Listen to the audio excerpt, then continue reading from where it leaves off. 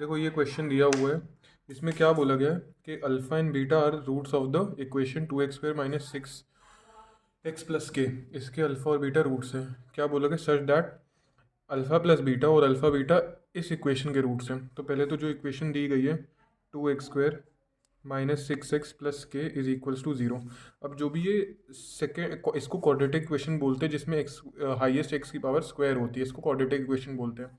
अब इसमें आपको एक कंसेप्ट पता होना चाहिए इसको सॉल्व करने के लिए, कि जो सम ऑफ रूट्स होता है, सम ऑफ रूट्स वो होता है माइनस बी बाय ए, ठीक है। और जो प्रोडक्ट ऑफ रूट्स होता है, प्रोडक्ट ऑफ रूट्स वो हमारा होता है सी बाय ए। अच्छा, सम ऑफ रूट्स इसमें हम क्या मानते हैं, इसकी हाईएस्ट पावर कितनी होती है 2। तो इसमें एक रूट को हम अल्फ़ा मानते हैं और एक रूट को हम बीटा मानते हैं, ठीक है। और इसे हम बोलते हैं ए। साइन कंसिडर करने के साथ, मतलब this is +2 is A, -6 is B and your C is K. Okay, so sum of the roots, you have to calculate the sum of the roots. What is sum of the roots? One root is alpha and next root is beta. Minus b by minus, what is b in your case? -6 divided by a, what is a? 2. Calculate this, 2 ones are 2 threes are, and minus minus gets cancelled, this is plus. So alpha and beta is equals to 3. Now we can easily calculate the product of the roots. That is alpha into beta, that is c upon a. What is c in your case? K.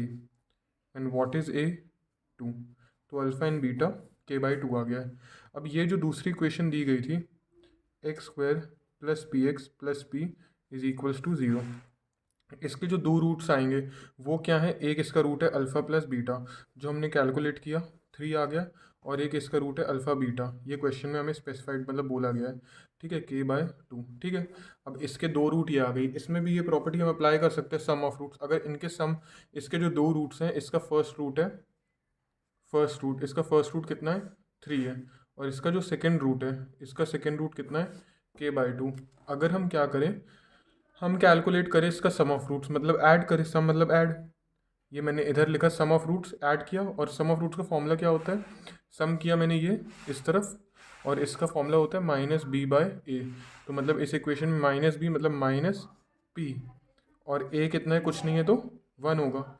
ये हो गया, मतलब 3 plus k/2 is equals to minus p. और दूसरा product of zeros, अगर इसका calculate करें, product of zeros का फॉर्मूला क्या होता है? C upon a. प्रोडक्ट मतलब अल्फ़ा इंटू बीटा, एक रूट है 3, और सेकेंड रूट इस इक्वेशन में कितना है? k/2। दो रूट्स को मल्टीप्लाई करें तो c अपॉन ए आता है। c कितना है इस इक्वेशन में?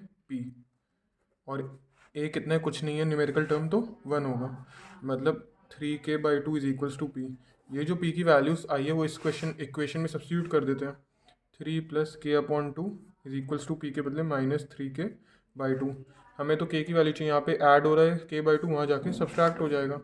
तो 3 is equals to -3k/2 -k/2। The denominator same, तो एलसीएम लेने की ज़रूरत नहीं है। यह आ जाएगा 3 is equals to -3k -k/2।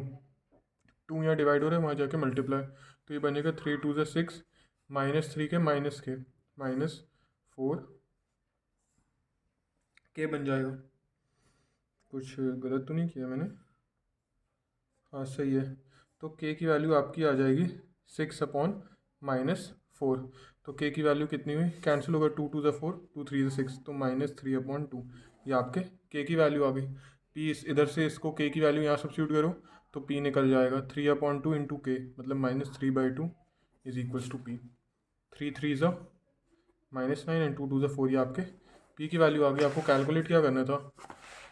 8k minus P, ये हमें कैलकुलेट करना था। लिख लेते हैं यहाँ पे 8 इंटू के माइनस पी, मतलब क्या हो जाएगा 8। के कितना आया था हमारा? कि हमने कैलकुलेट किया था -3/2, मतलब के के बदले -3/2 माइनस, और पी कितना कैलकुलेट किया था? पी हमने किया था -9/4। अब यहाँ पे मैं जब मैं -9/4 रखूँगा तो उसकी वजह से साइन चेंज हो जाएगा।